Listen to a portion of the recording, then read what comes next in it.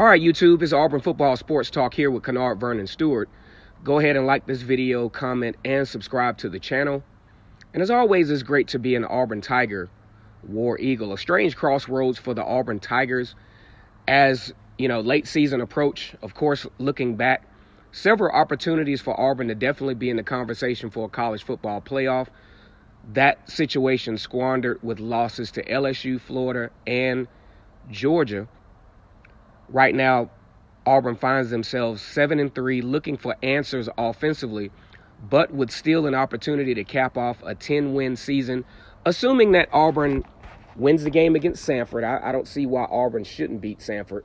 And with a unique situation at Alabama, losing Tua Tagovailoa, which is a very unfortunate injury for Alabama, but gives Auburn's defense an opportunity to have that element of preparation out, because Tua Tagovailoa, you all know it. The dude is scary good, and he accentuates the talent of that receiving core with Jerry Jeudy and those other guys. And I think with that element taken away, it gives Auburn a little bit more confidence going into this football game, especially with even Vegas is looking at the situation where instead of Alabama being probably a 2-touchdown favorite, Alabama now comes into this game almost dead even. It's probably the opening lines is probably going to open up at about 3.5. Now, we look at what Auburn has been able to do defensively this particular football season. One, if we look back to the offseason, Auburn and Greg Brown, the secondary coach, they parted ways. Greg Brown, in his 1 year at Missouri, had a very great season. You talk about leading the SEC in interceptions. He decides to leave, or maybe it was a mutual departure, to go to Purdue as their secondary coach. On comes Wesley McGriff, the former defensive coordinator for Ole Miss, who spent 1 year at Auburn as a secondary coach. One thing we've seen with Wesley McGriff and, the secondary staff at Auburn is that the secondary has played head and shoulders better. They tackle better. They're more opportunistic. And one thing you've seen is less pass interference calls. Very, very fundamentally sound at that secondary position. But it leads me to think about Gus Malzahn. Chances are, contrary to the fan request or the fans, really want Gus Malzahn gone for the most part. A very good portion of the Auburn subculture just is done with Gus Malzahn. However, there's a high likelihood that Gus Malzahn will remain the Auburn coach going into the 2020 season. Let's just say if Gus Malzahn wants to have a long-term level of success, definitely some change in philosophies have to be made. And I look back to the coaching changes of 2019, especially how impactful bringing Wesley McGriff and a really crucial 2019 and 2018 recruiting class defensively for Auburn has definitely made a difference in the philosophical approach of this particular defense. Personnel has been a huge factor in the reemergence of the defense. Now, statistically, if you look at the total line of work defensively, Auburn was actually okay defensively in 2018. However, starting with the Mississippi State game, you saw a decline in production. They allowed about 500 yards per game, about 30-plus points per game, and they were really bad at getting teams off the field on third downs. But this year has been totally different.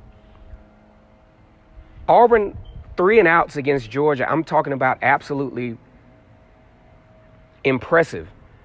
This defense has given Auburn the chance to have a championship year, but very anemic on the offensive side of the field. Why has this been so? Well, number one, the offensive line's production has just been very disappointing, especially considering that this is a veteran squad. But when I look at this offensive line, what I'm really seeing is a lot of, relatively talented guys, But it doesn't seem that they have gelled together as a unit. There doesn't seem to be a lot of leadership. There doesn't seem to be a lot of ownership. And there definitely isn't that level of accountability. There isn't that guy on this offense that says, hey, man, let's get it together. We got to win this game. There's nothing like that there. These guys are looking for someone to be the leader. And unfortunately, with this offensive line, personnel-wise, individually, they don't have it. They've been butchered in the media because they just haven't been able to get it done. They've been cited as the liability, and they played as such. They lack confidence, they lack leadership, and they lack ownership. Number two, with a true freshman quarterback in Bo Nix, who's shown some good spots, good things in spots, very inconsistent play, probably maybe because the offensive line. Also, some fundamental errors on his part, and, having a tough time at crucial times protecting the football. Bo Nix is still continuing to grow, and I think he will eventually be a good quarterback. But the main part is the coaching and development. If Gus Malzahn is going to be successful, he's going to have to take a page out of Nick Saban's book, out of Ed Orgeron's book, and start to revolutionize his offense to give his team a chance to match up what I feel is going to be a championship defense for years to come. They're doing a great job of recruiting, especially if Auburn can hang on to Wesley Steiner to give them some continuing athleticism at the linebacker position. I think Auburn has the opportunity to reload on defense. But Gus Malzahn is going to have to make a power move with this offense. One, he's going to have to let go of the micromanagement of trying to push an offense that may have worked in the early 2010s and the late 2000s. I think his offense is a little on the outdated side. Defenses have started to become a lot more athletic, especially at the linebacker position, to where the zone read run pass option can't be your only means of offensive production.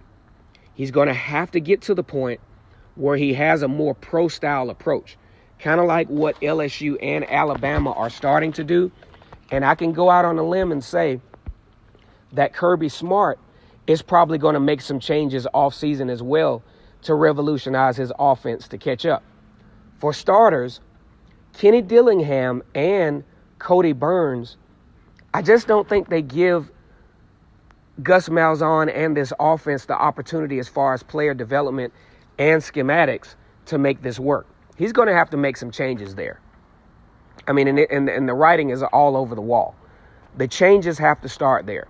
No disrespect to either of those two coaches, because I think well-meaning they are. But if Auburn is going to take this team to the next level, the Cody Burns, the Kenny Dillinghams of the world, that's not going to get Auburn to the next level and championship status offensive-wise.